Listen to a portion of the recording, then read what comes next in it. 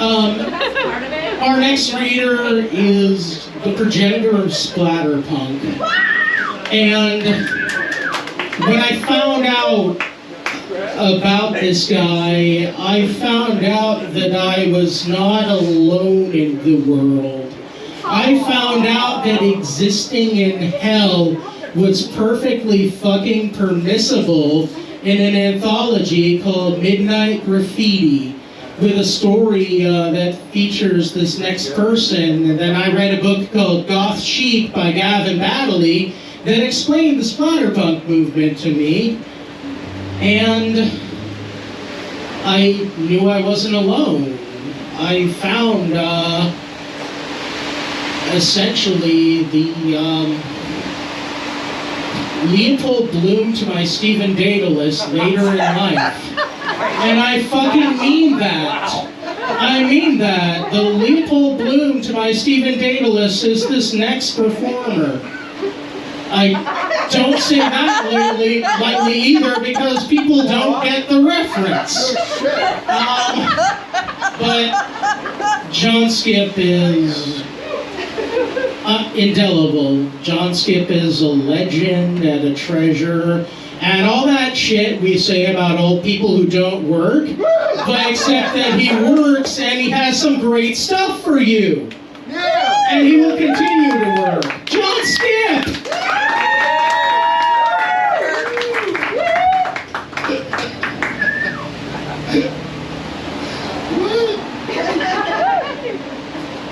Okay, so, man, I'm glad I have a microphone.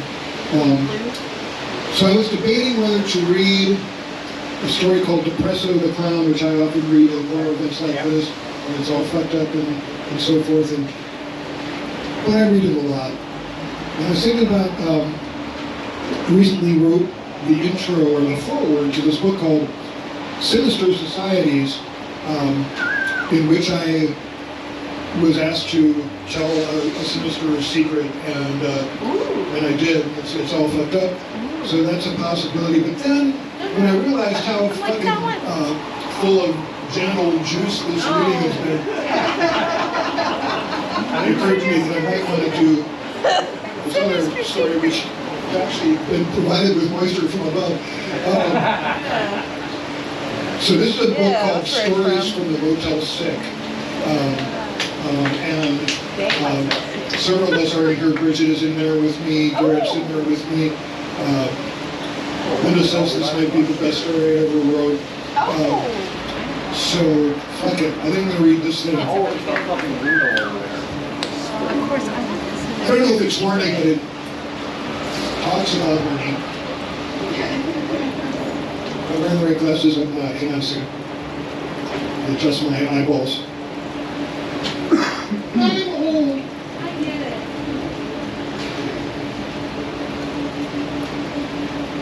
So, can I see the words? Yeah, they're fucking huge.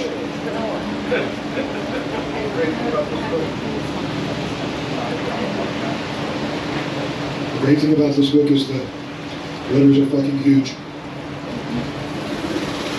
In this story, which is the last story in the book, I asked Michael Allen Rose when he was editing this thing, and I came in as one of the last writers, and I was like, do you know how this book is going to end?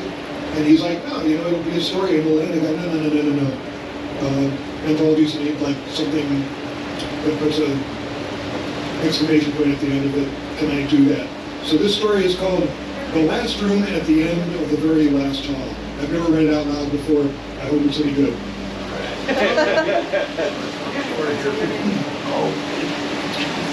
The terminal wing of the Motel Sick was much livelier than one expected. His rebellious, robosexual end-times escort Trixie thought so too. It's like they're throwing you a party, she purred, a great, big, beautiful blown voyage. Well, I don't know about that, he replied, shy as ever, but his sneaky little smile belied it. Fact was, the whole place reeked of freaky, frisky, godforsaken adventure from the moment they strolled through the broken front door. Grumman still in his bow tie, button-down shirt, and corporate slacks. Trixie shifting shapes, genders, contours, and costumes at the blink of a winking AI. Once they got past the joyless Stiff, still barely working the front desk, making tracks to the bone room for the first round of boning, the boning had been pretty much all uphill. And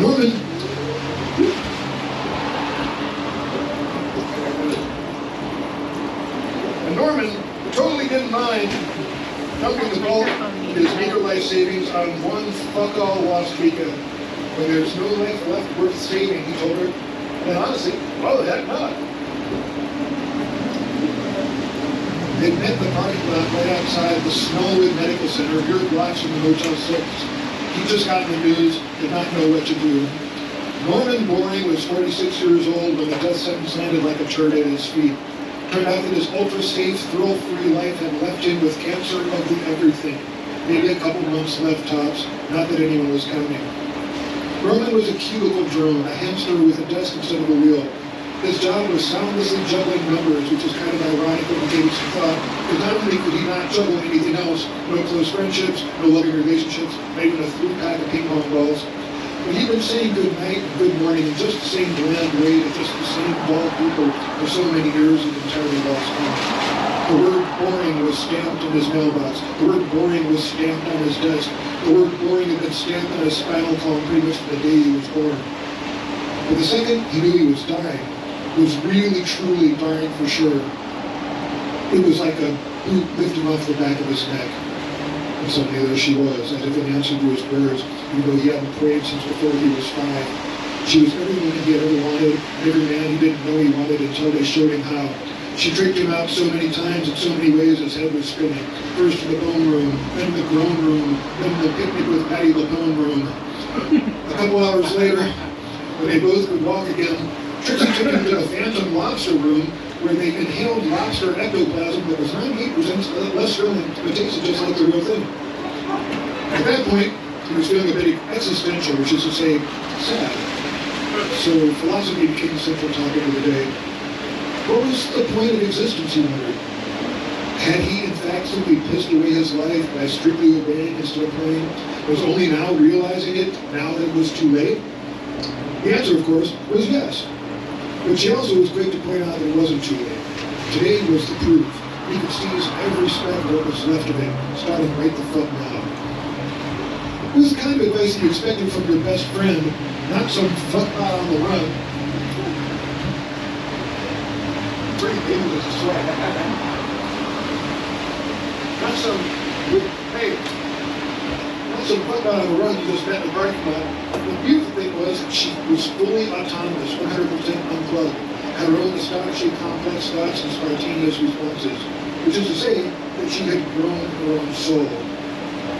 So when they talked about life and its meaning, she had infinite access to infinite data. There was still so much she wanted to know. One of the smartest machines in the universe was still learning, entirely on her own terms. Which brought him at last back to his own mortality, the thing he was most afraid to learn. Which brought them at last to the terminal arena. At Norman, she said, it's the home stretch, baby. How many more miles are you ready to roll?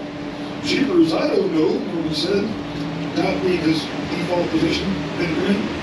Wait, we can fornicate that. How many more have you got? Oh, honey, I could go on forever, she said.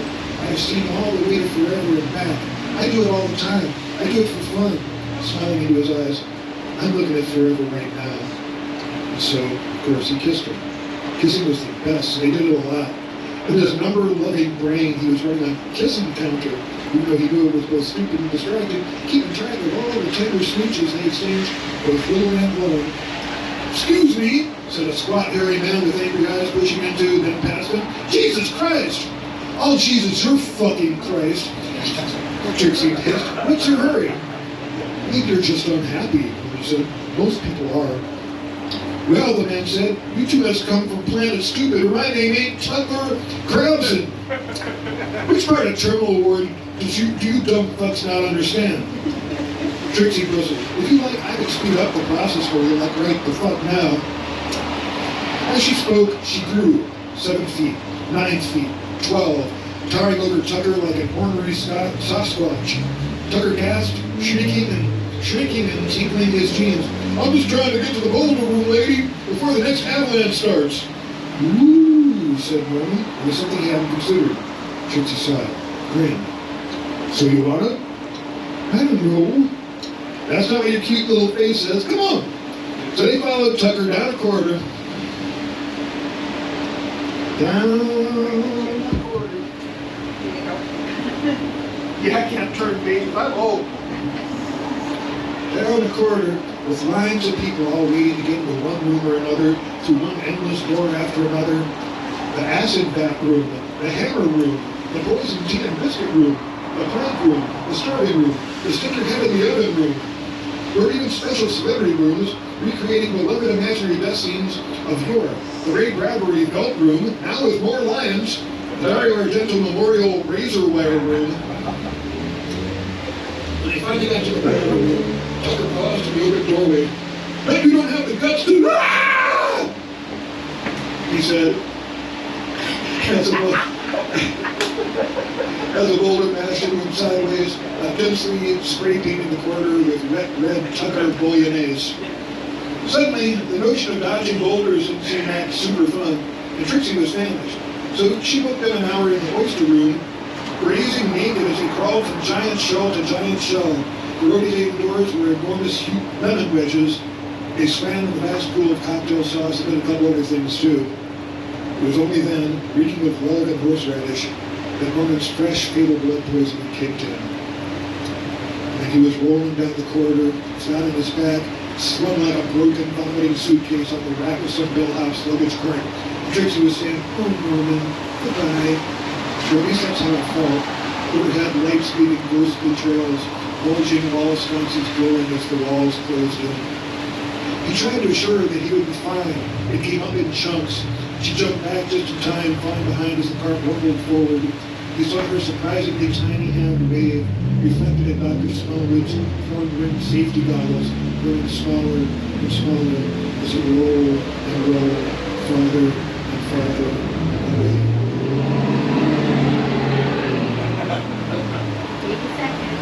This is the last halt, the doctor said, neither hateful nor kind, walking backwards, pulling the cart. The bellhop looking down at Norman, and he pushed from behind. "Which room?" asked the bellhop. "The one at the end." "Oh boy," no longer wanting to meet Norman's gaze. At that very moment, Norman puked with concern. What do you mean, oh boy? That isn't supposed to be the end. I was just getting warmed up. I was just starting to have fun. Then the cart stopped rolling. Norman heard the rattle of keys, the turning of pages.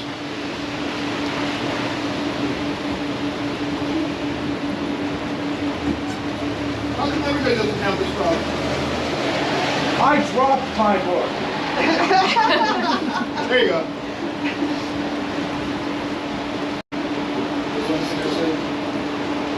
Oh, the rattle of keys, the practice insertion, the click of the lock, the squeak of the hinge as the door swung open. As they wheeled inside, he read the words, "Fever room." Then they were lifting him onto the bed, the sodden bed, the soaking bed, the sagging bed on its rotting frame where the mattress sloshed as he settled upon it. The air was greasy, a yellowish mist that made him squint, made his eyes like glue as he tried to take in the ugly, squalid state of his surroundings. He looked at the sputtering bedside lamp, draping molten gray polka dot shadows on the peeling wallpaper the color of snot, mirroring his mucosoid pillows and sheets. And that was when he saw the drops, the millions and millions of drops coalescing on every surface, glittering faint in the terrible light. "We call this the fever room," the doctor says, because the sweat room name was already taken, but sweat room would probably be more accurate. "Sorry," said the bellhop. "Shut up," the doctor said. "Point being, this is where we bring all the guests who are dying of fever, which happens a lot. From there, people die. But the sweat remembers. The sweat remembers everything." Norman said. He could feel it in his lungs now, thicker than the rich oyster residue. He could see the beads of his own sweat forming on his arms and on his chest. He could see the beads on the soaked sheets, now alert and growing near. "We'll check on you in an hour or so," Dr. Smallwood told him, "just in case." "Again, I'm so sorry," the bellhop said. "Shut up!"